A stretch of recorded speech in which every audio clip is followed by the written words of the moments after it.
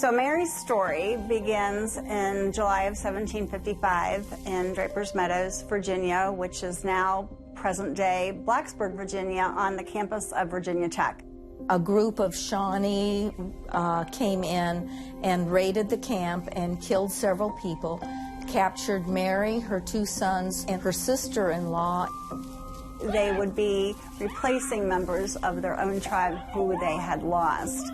And we believe, we were told, that Mary Draper Ingles was especially attractive to them to replace a wife, mother, woman who had been lost. Whether or not she was pregnant, that's up for debate.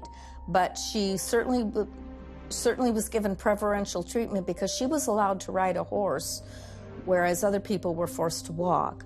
All the while going from Draper's Meadows to Shawnee Village to Big Bone, she was constantly looking behind her to see what it looked like, because she knew, I'm going to go back that way, I need to recognize these spots. Her boys were sent to different Indian camps, George to one, Thomas to another, so they weren't even together. And Mary and other women who were also kidnapped, the old Dutch woman being one of them, then were put into canoes and floated down the Ohio to where we now know as Big Bone Lick in Kentucky.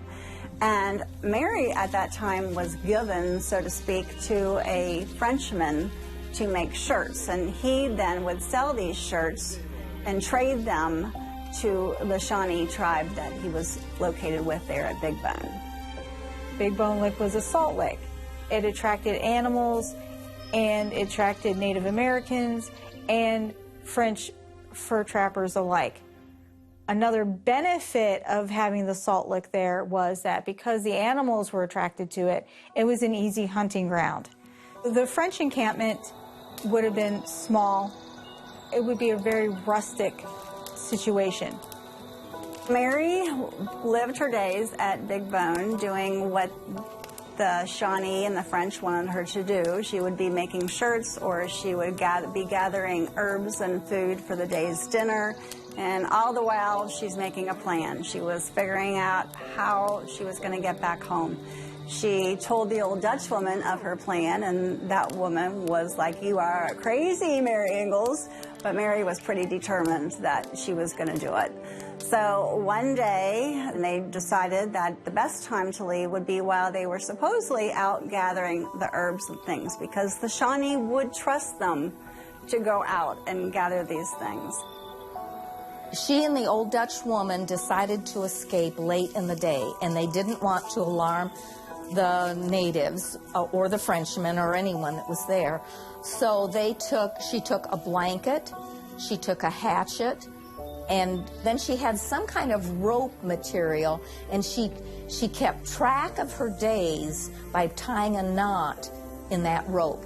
And the rope belt became important because when Mary was taken from her home in Draper's Meadows, Virginia, she kept track of how many days she was gone by making a knot in the rope.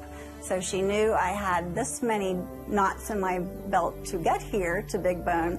I will need at least probably that many to get back home. So they slipped away and ran to the Ohio River and hid to make sure that somebody wasn't following them. And the Shawnee tell the story that for a while they were looking for them. They were hunting, but then when so many hours came by and dark came, they decided that probably animals had gotten them, or they had gotten lost, or they had fallen down a ravine, or something had happened to them, and they stopped looking. Mary escaped with an old Dutch woman, and we don't know her name. That's all the description we have of her, is that she was older than Mary. She gave Mary a lot of trouble, but at least she was a companion.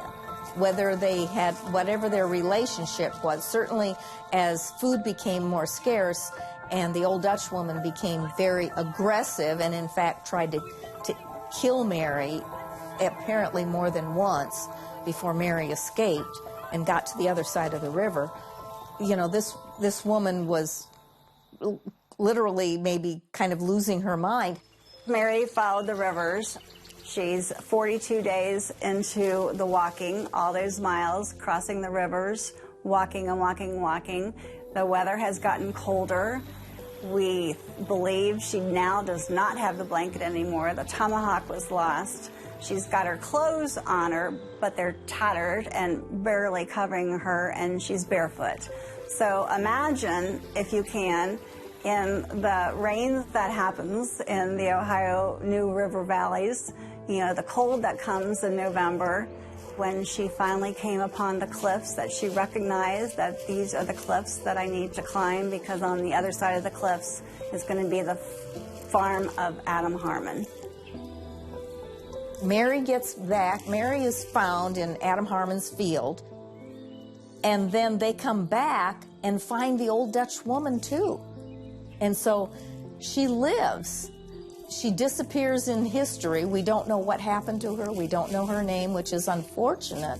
Mary Draper Ingles became Mary Draper Ingles at Big Bone Lick in Kentucky because of that difficult decision of, do I stay?